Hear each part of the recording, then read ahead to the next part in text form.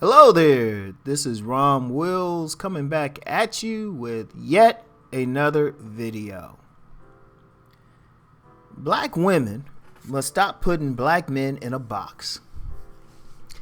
Yeah, I know I do some general stuff, but this is especially regarding black male-female relationships. So, it is what it is. Yeah, you know what? I wasn't even going to do a video like this, but sometimes I'm out and about chilling, doing my thing. And see, I was on, lunch break from my day job. And I know some people want to know what my day job is.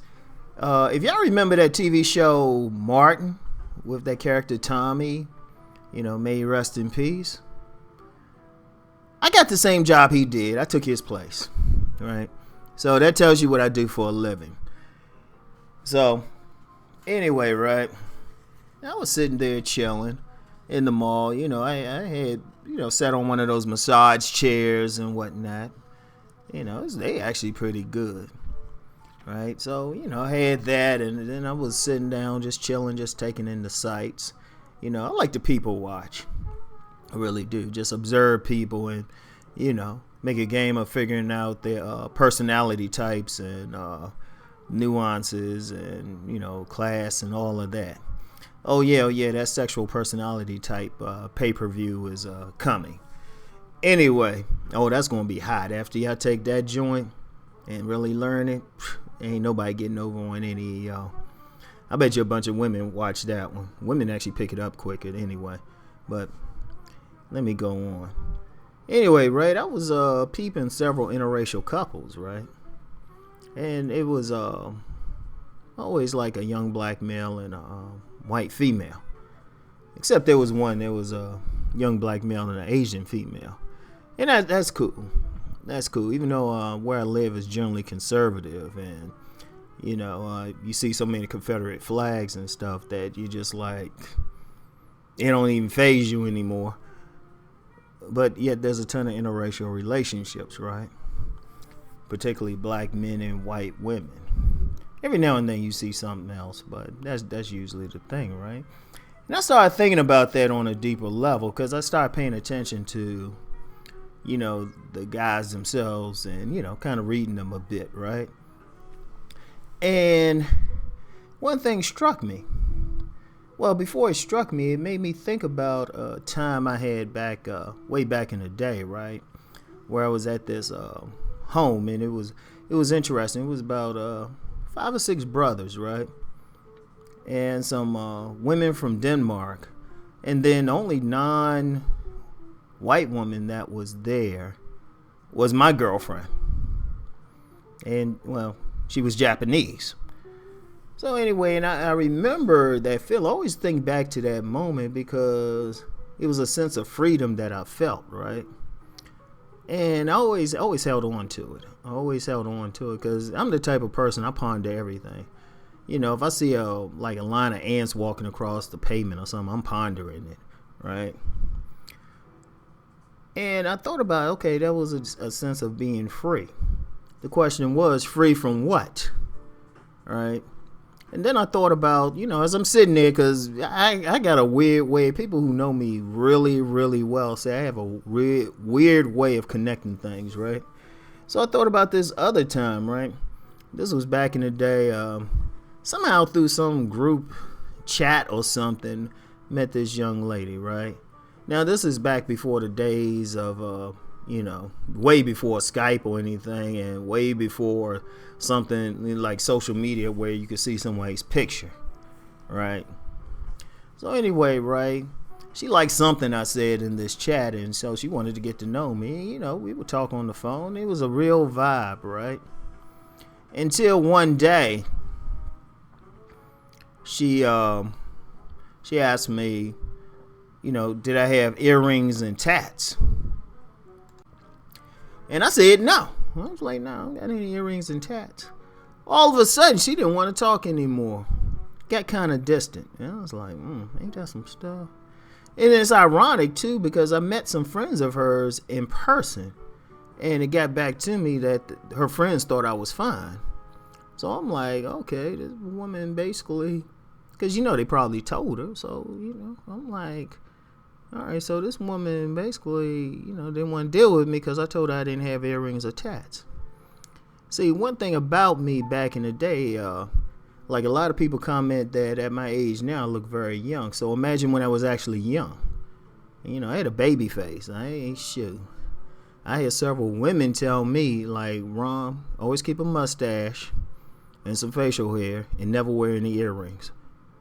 And you got some fine women telling you that, or even some elder women telling you that. I listen, so I ain't never get earrings, and I lost interest in getting tats when everybody else got them. I was going to get a tat before it was popular, but the tats I got on me now, they're just scars from just living life.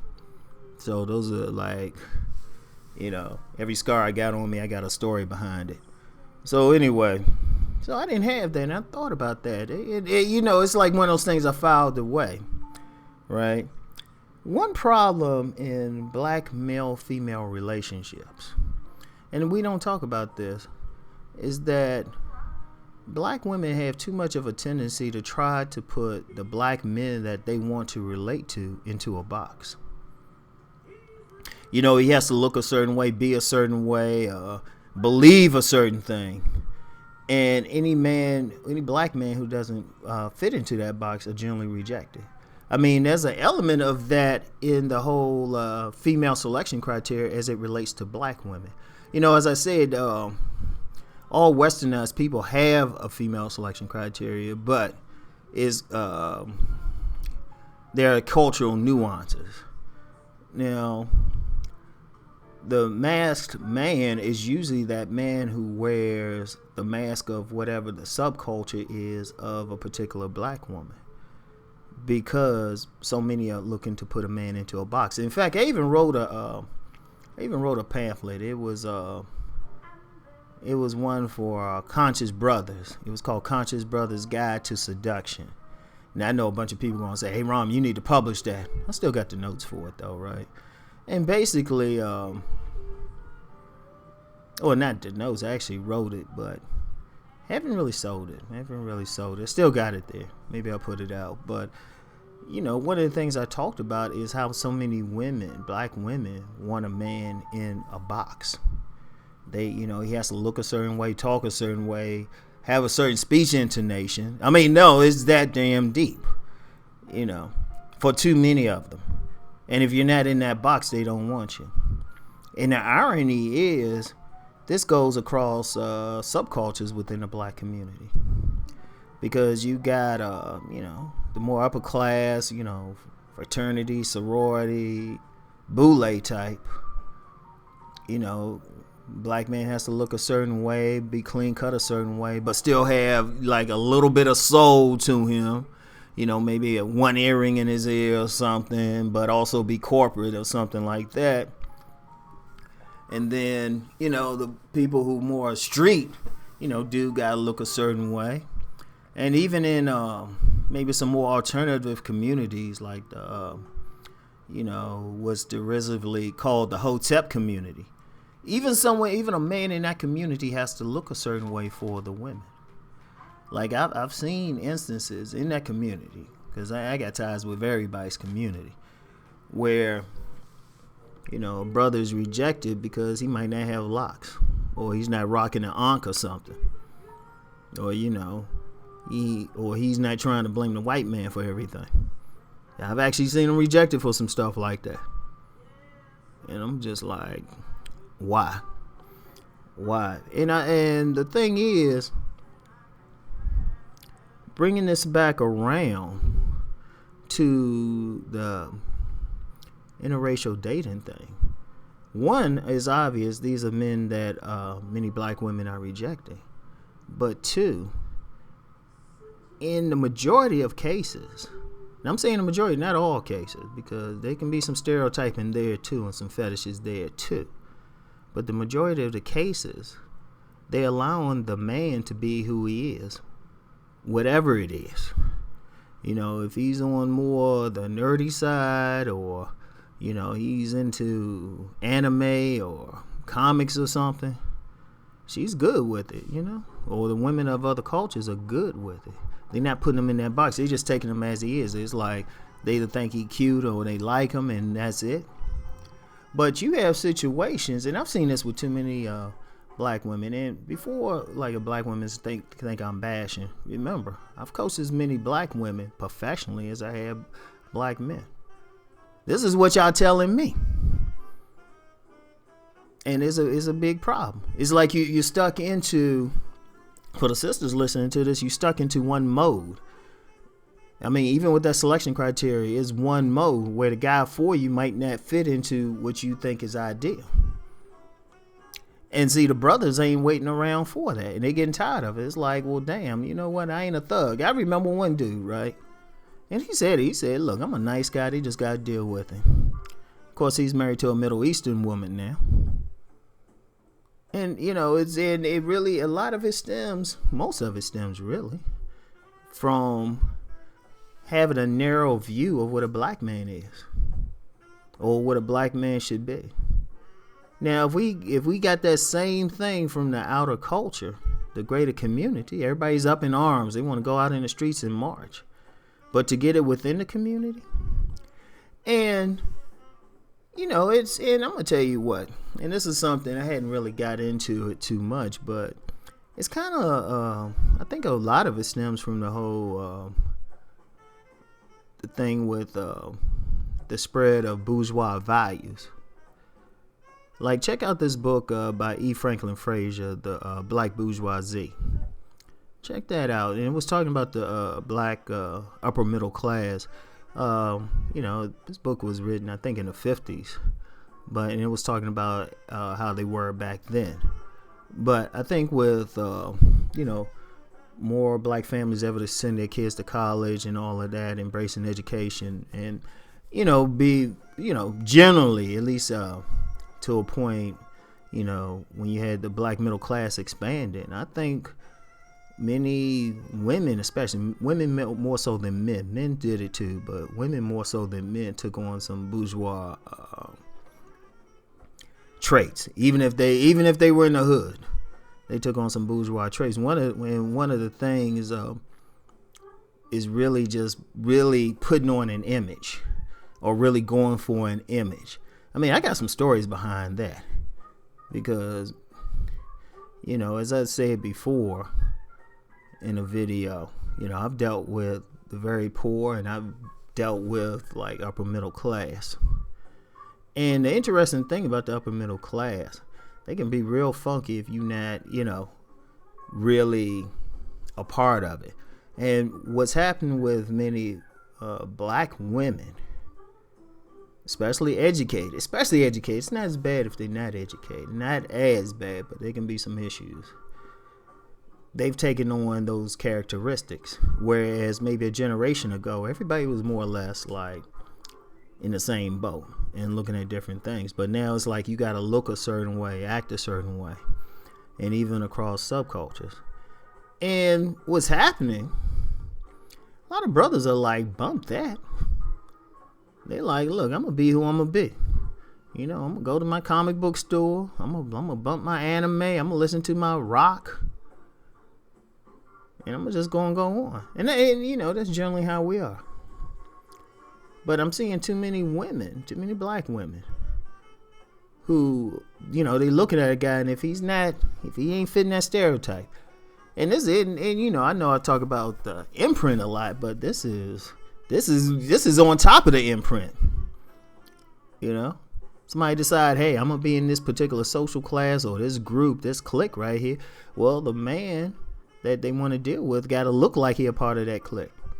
And in a way, that's the part of that masked man game, because the mask ain't always like a corporate suit. Like I said, if you look at like the Hotep community, right?